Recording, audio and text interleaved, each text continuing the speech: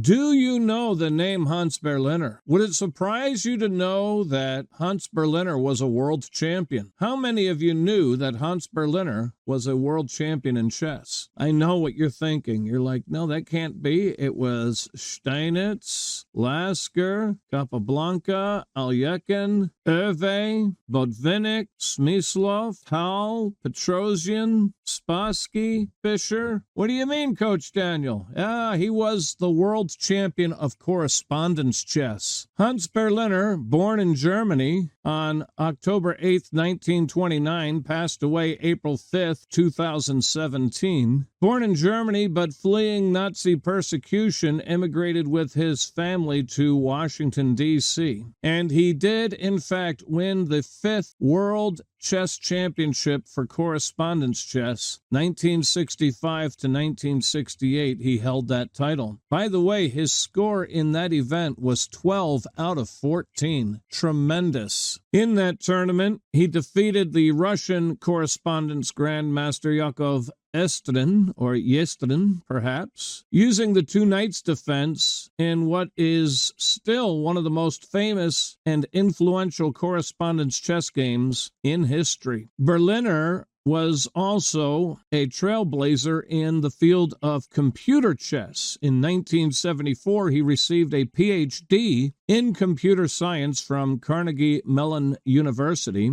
that's in Pittsburgh. And as a computer science professor at CMU, his research on computer chess attracted worldwide attention. In 1988, his high-tech computer program was the first to attain master-level standard of performance, earning numerous honors, awards, and prizes in the process. That program was also the first to defeat a grandmaster. That grandmaster was Arnold Denker. The computer was allowed to participate in the 1988 U.S. Open. Hans Berliner starts the game with d4, knight f6, c4, and g6, the King's Indian defense. Knight c3, bishop g7, the normal variation.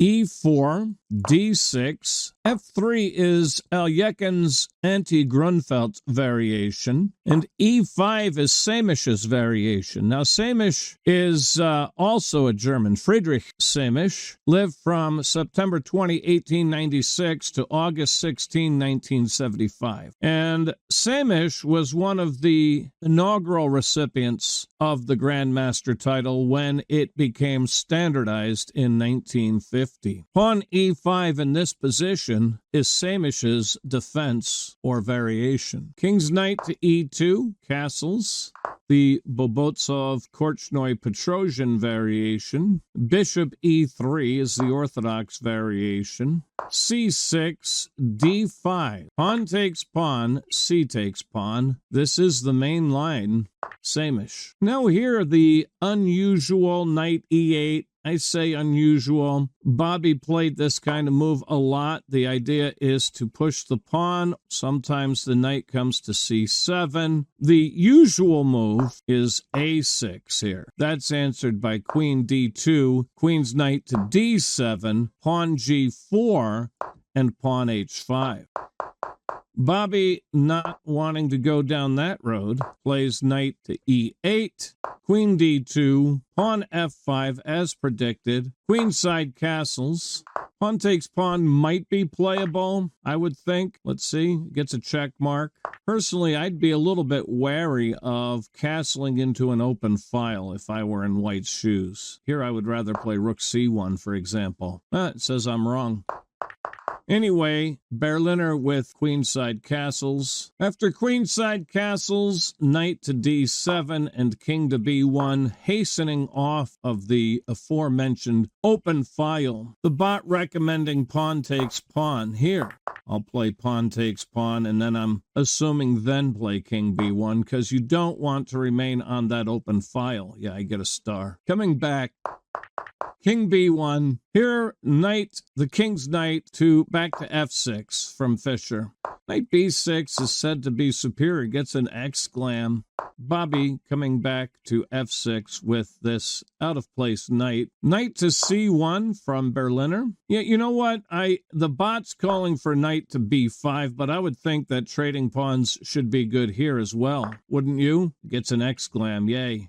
And then you might even want to just tuck your bishop away here for safety. Oh, no.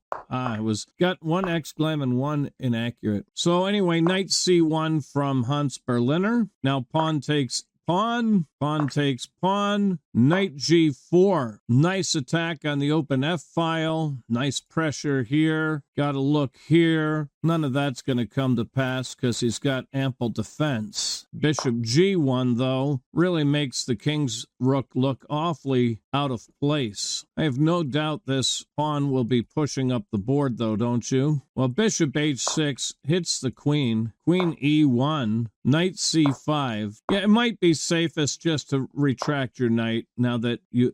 Oh, no. The bot says knight B6. Knight D3 from Berliner. Yeah, pawn H3 sends the knight packing back to F6 here. Then white might make a passed pawn, which is the problem with knight C5. It does get the bishop pair, but it gives him a passed pawn and isolates your E-man. Get this knight in here. Let's come back.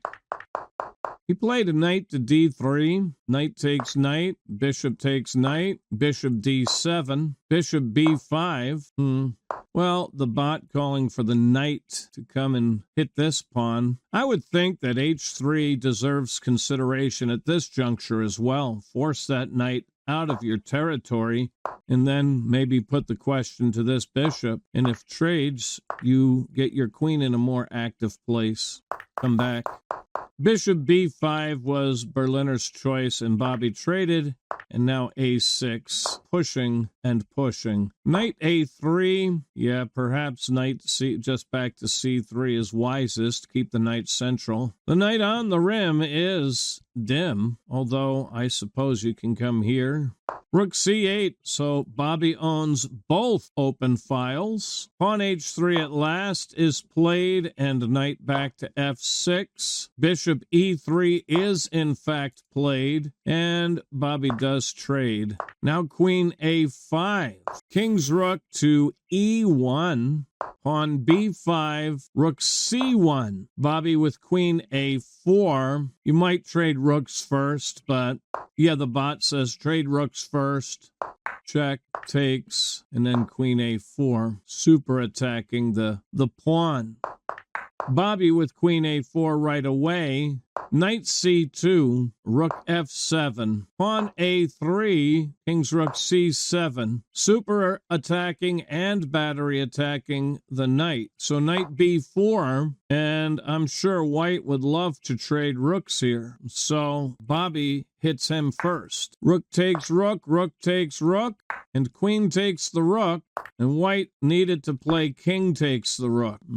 King takes rook, and then if I'm playing, well, actually, if you attack my knight, I'm speaking for white now, I can play queen B6 and let you have my knight.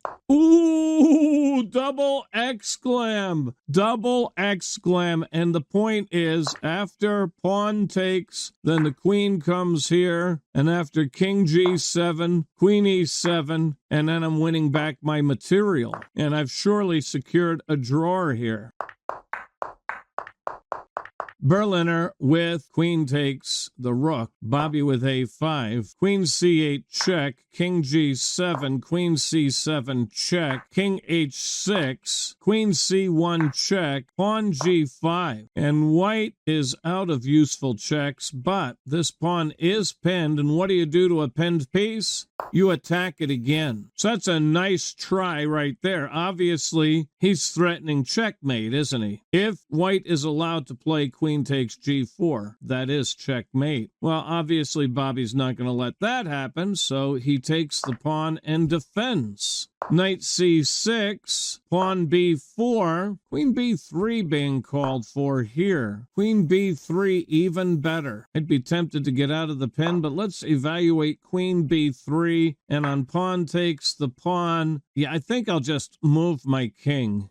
I get a star. And if he takes this pawn, queen d3, I get a star. And if he interposes, well, I will grab this pawn. And I've got two central passed pawns, ladles and jelly spoons. Eval bar still close to center, but I'd rather be in black's shoes than white's, wouldn't you?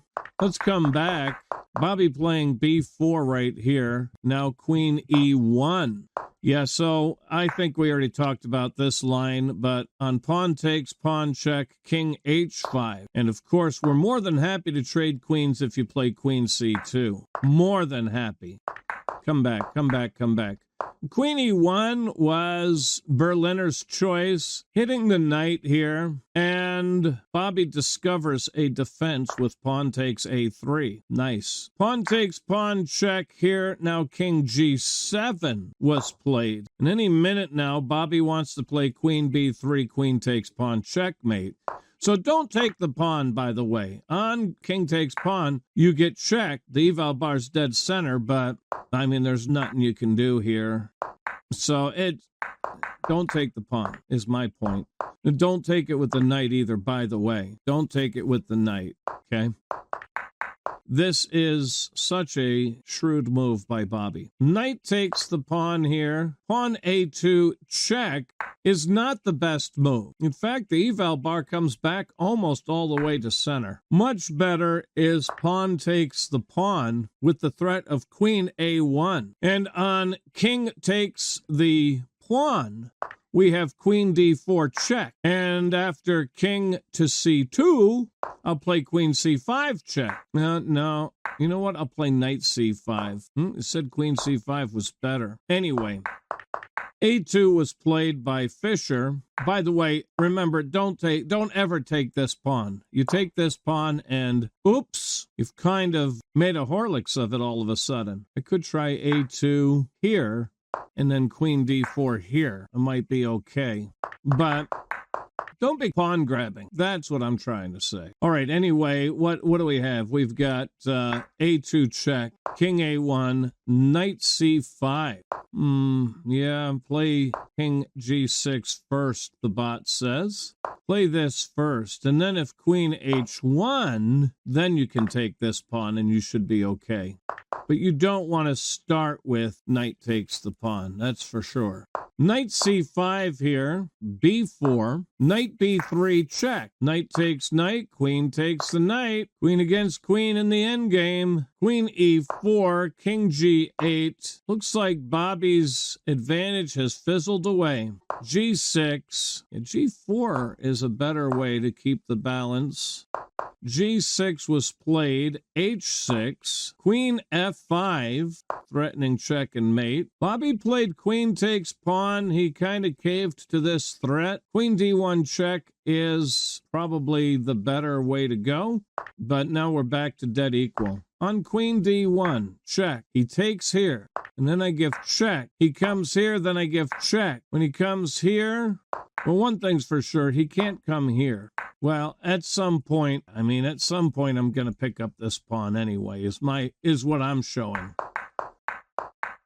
Bobby goes ahead and takes the pawn right away. Queen d7, threatening queen h7, which would be winning. Queen h7, pushing the king aside and then push the pawn. So he plays king f8 straight away here. b5, queen d1 check, king takes pawn, queen a4 check, king b2, queen b4 check, king c2, queen c5 check. Bot calling for queen e4 check. I mean, are you going to grab this pawn? I mean, if he plays somewhere like king, Yeah, if he plays here, I'll give this check first. It says take it. Oh, well. All right. Well, anyway, really hard at this point to play exactly. King B3, Queen D5 check, King A3, Pawn E4, Queen H7, right? Queen C6 is your better move. This can't be taken or your king is doomed, right? You can't take this. So you'd have to play like Queen D3 check. Anyway, Queen H7, here Queen D3 check, King A4, Queen D4 check, King A5, Queen A1 check, King B6, now Queen F6. Ooh, eval bar just lunged in White's favor. The point of this move, of course, is to prevent the queen from coming to F7. The bot calling here, I would think that this would be effective. Yeah, I get a star for this. To me, this is the easier way to go. And if he comes after this pawn, you can push that pawn, and he has got to, well, he could try pushing his pawn, though, can't he? I play E2, he plays B7. Oof. And I've got to be real careful. I have to keep him in check. All right.